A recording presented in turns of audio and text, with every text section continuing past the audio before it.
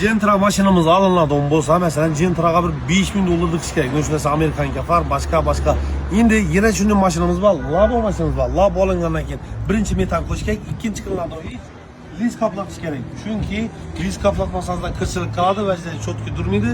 Buni nerdan topish kerakligini zo'r topdim. Men o'zim hozir qaplatdik.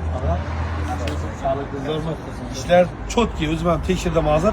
Buni nima qilinadi? Tena Sonra teyine bir qatar zaynamaslik uchun moyil bo'ladi. hava, Keyin o'ydiqlari bor-ku, sularni MDF bilan to'ldiramiz. hava, tekislash. Tekislash uchun. Keyin ustuna sistika uramiz. Ya taqirdamaslik uchun. Hava. Lishtam 0.9'lukda ishlatdik. Eng qalingidan. Eng qalini 0.9'lukdan ishlatilgan. Endi teylari bo'ltlarini ko'rinmasligi uchun xullas labolik ish bo'ladigan bo'lsa ham nomerlarni pastga qoldiramiz. O'zlaridan bemalol aloqa chiqishlaringiz mumkin.